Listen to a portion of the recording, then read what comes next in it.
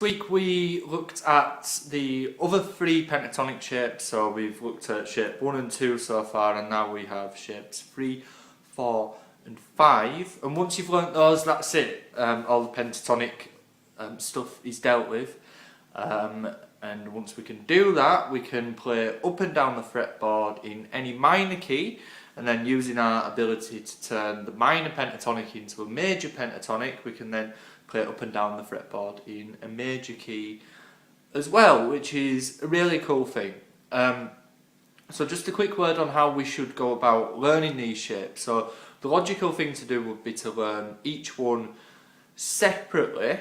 So you learn the first one, but then learn the second one as something that is connected to the first one.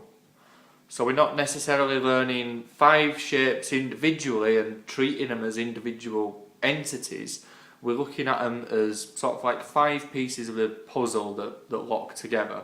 So we learn the first one, and then we learn how we can link into the second one. So you'll remember in session we did this here. So we went from, we're in the 5th fret here, so through the first shape, and then we connected it into the second shape on the 3rd string,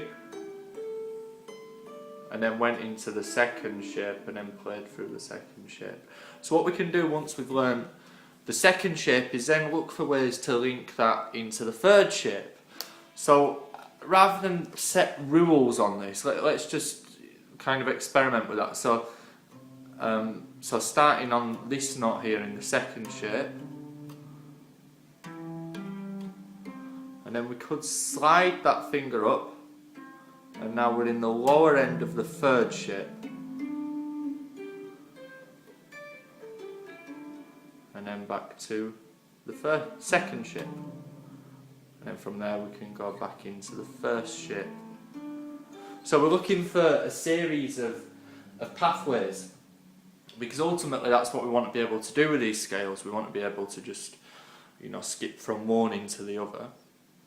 So that would be the first priority. The second thing that you can try, which is really useful, once you've got all 5, so we're talking, a bit further down the line if you're new to these, is start learning how to play through all 5 shapes just on one string.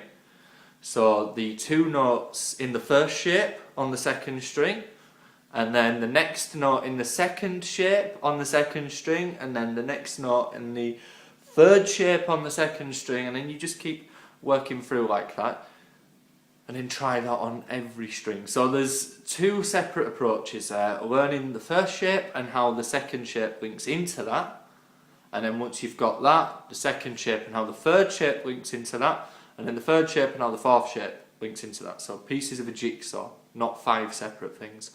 And then playing through the entire 5 shapes just on one string. So go all the way up on the 2nd, all the way up on the 3rd string, all the way up on the 4th string. And I suppose that'd be a long-term project, but definitely worth being able to do, if not only for the ability to be able to solo up and down the neck, but also just for picking out melodies if playing solos isn't necessarily your thing. It's also really useful. And then once you got that, then it's time to open up the world of modes, which we've also started doing this week, which is on the next video.